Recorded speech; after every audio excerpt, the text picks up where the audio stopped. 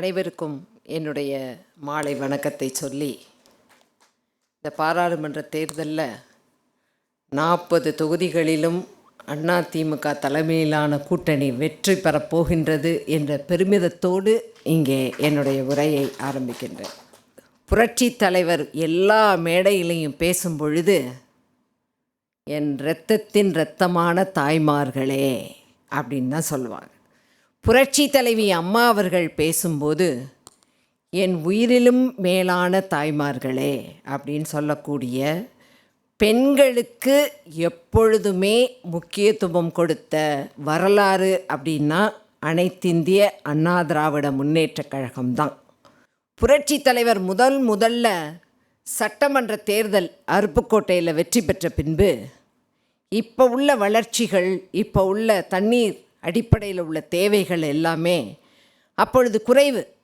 ஒருங்கிணைந்த ராமநாதபுரம் மாவட்டம் ஒரு தென்கோடியில் இருக்கக்கூடியதில் பெண்கள் தலைச்சுமையாக கண்மாயிலும் ஊரணியிலும் தண்ணீர் தூக்கி வந்த நேரத்தில் இவர்களுக்கு அந்தந்த ஊராட்சிகளிலும் ஊராட்சிக்கு உட்பட்ட கிராமங்களிலும் போர் போட்டு அடிபைப்லையாவது அவங்க வீட்டுக்கிட்டேயே தண்ணியை பிடிச்சி கொண்டு வரணும், அவங்களுடைய கஷ்டத்தை குறைக்கணும்னு திட்டத்தை பெண்களுக்கு முக்கியத்துவம் கொடுத்தது தான் புரட்சி தலைவர் அவர்கள்.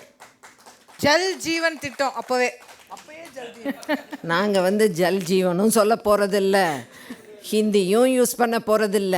பெண்களுக்கான நீர் தேவைகள் அடிப்படையாக கொடுக்கக்கூடிய ஒரு திட்டம் அப்படின்னா, என்னைக்கு ஆணும் பெண்ணும் வேலைக்கு போனாதான் பொருளாதார ரீதியாக அந்த குடும்பத்தின் செலவுகளை கட்டுப்படுத்தி செலவுகள் செய்ய முடியும் என்ற ரீதியில் தன்னுடைய குழந்தையை ரோட்லேயே விட்டுட்டு போயிடுறோமே, வீட்டிலையே விட்டுட்டு போயிடுறோமேன்ன உடனே தான் வாழ்க்கையில் இன்றும் என்றும் எந்த ஆட்சி எத்தனை நபர்கள் வந்தாலும் சத்துணவு திட்டம் தந்த சரித்திர நாயகன் என்று எல்லோராலும் போற்றப்பட்டதுன்னா அது பெண்களுடைய சுமையை குறைக்கத்தான். தன்னுடைய வீட்டில் அந்த அம்மாவுக்கோ அப்பாவுக்கோ வறுமை காரணமாக ஒரு வளைகாப்பு நடத்த முடியாத நேரத்தில் சமூக வளைகாப்புங்கிறத நடத்தி காமிச்சதுன்னா அதுதான் அம்மா. தன்னுடைய பெற்ற குழந்தை பொது இடத்துல தாய்மார்கள் பாலூட்ட முடியாது, அங்கே தான் வந்தது சிந்தனை. You are a doctor. அவங்க பொது வழியில் தன்னுடைய மார்பகத்திலே தாய்ப்பால் ஊற்ற வேண்டும், அந்த குழந்தைக்கு கொடுக்க வேண்டும் என்றால் அதற்கும் ஒரு மறைவிடம் வேண்டும் அப்படின்னா அதுதான் அம்மா. குடிமகளும் வேண்டும் அப்படின்னு கொண்டு வந்தது புரட்சி தலைவி அம்மா. கணவன் நிறையானதுக்கு டாஸ்மாகையும் கொண்டு வந்துட்டாங்களேன்னு கேட்குறேன். அதுக்கப்புறமா நான் அதுக்கெல்லாம் கடைசியில் வர்றேன். நல்ல விஷயமா பேசிகிட்டு இருக்கும்போது இந்த டாஸ்மாகை பேச வேண்டாம். இனிஷியலில் கணவனால் கைவிடப்பட்டவர் ஸ்கூலுக்கு போகும்போது வேலைக்கு போகும்போது அப்பா பேர் என்ன, அந்த குழந்தையை கணவனால் கைவிடப்பட்ட அந்த சூழ்நிலையில் அம்மா பேரையும் இனிஷியலாக போட்டுக்கலான்னு கொண்டு வந்தது தான் ஒரு வரலாற்று சிந்தனை. அந்த தாலிக்கு தங்கம் வாங்கிட்டு போகும்போது புர்கா போட்டுட்டோம், சில்வை போட்டுட்டோம், டாலர் போட்டுட்டோம். இது அம்மா கொடுத்த திட்டம். ஜாதியும் மதம் பாராத நீதிமான்னா அதிமுக தான் கொடுத்ததுன்னா அதுதான் புரட்சி தலைவர். நீட்டுன்னு பேசுகிறீங்க. அந்த நீட்டு யார் ஆட்சியில் கொண்டு வந்தது தெரியுமா? காங்கிரஸ் மத்தியிலே திராவிட முன்னேற்றக் கழகம் திமுக காந்தி செல்வன் மினிஸ்டராக இருக்கும்போது கையெழுத்து போட்டது. அதற்கு மாற்று வழியை கொண்டு வந்தது எங்களுடைய புரட்சி தமிழர். இன்னைக்கு அரசு பள்ளிக்கூடங்களிலே படிக்கக்கூடிய மாணவ மாணவியர்களும் 11 மெடிக்கல் காலேஜை புதியதாக அவருடைய ஆட்சியிலே அந்த நேரத்திலே கொண்டு வந்து இன்றைக்கி ஆயிரக்கணக்கில் அரசு செலவில் மருத்துவமும் உயர்கல்வியும் படிக்கக்கூடிய நிலையை கொண்டு வந்ததுன்னா அதுதான் அதிமுக கொண்டு வந்த சரித்திரம். அந்த கட்சியிலே இன்றைக்கு பாராளுமன்ற உறுப்பினராக பெரிய பதவியில் இருக்கக்கூடிய அன்பு சகோதரி, இந்த மேடம் இல்லை, அவங்க கனிமொழி மேடம், தமிழ்நாட்டில் அவங்க எதிர்க்கட்சியாக இருக்கும்போது சொன்ன வார்த்தை, தமிழ்நாட்டில் அதிகமான விதவைகளைத்தான் நான் பார்க்கின்றேன் என்று சொன்னது. ஆனால் கள்ளச்சாராயம் குடித்து செத்தவனுக்கு 10 லட்சம் கொடுத்ததுன்னா அதுதான் திமுக. அவன் என்ன பெரிய தியாகியா?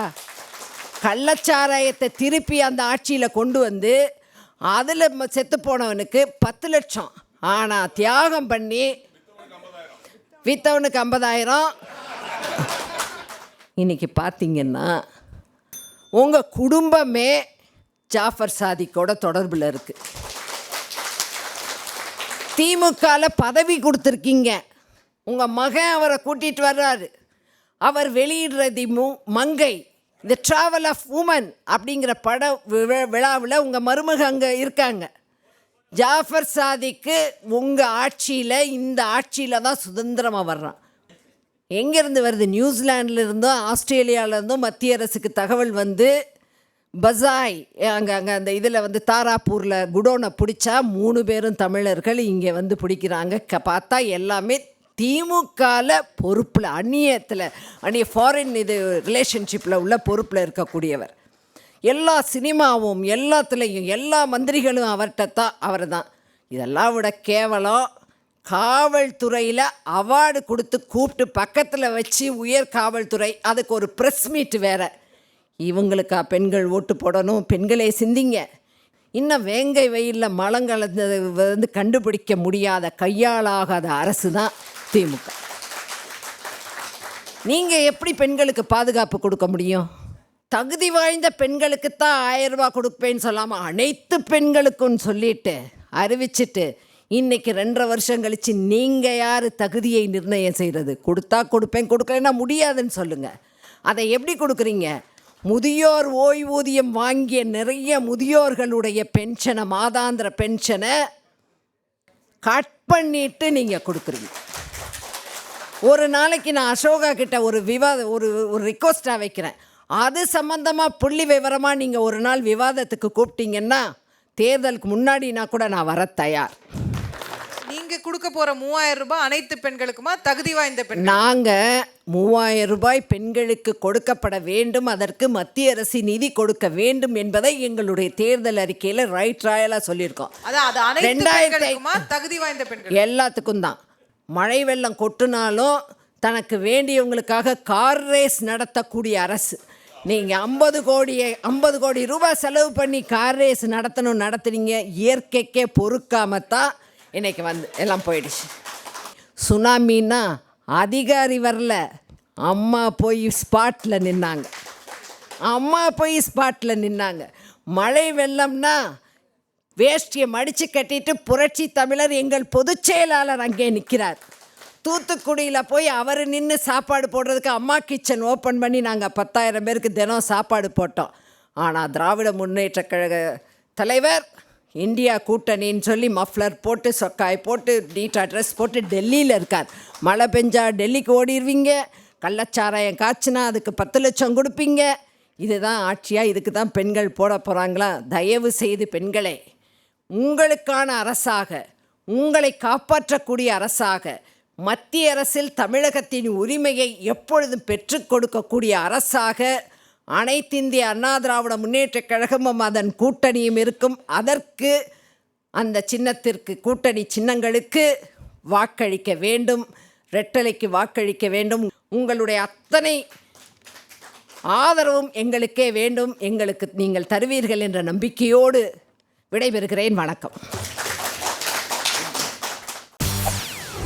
செய்திகளை உடனுக்குடன் தெரிந்து கொள்ள உடனே சப்ஸ்கிரைப் பண்ணுங்க.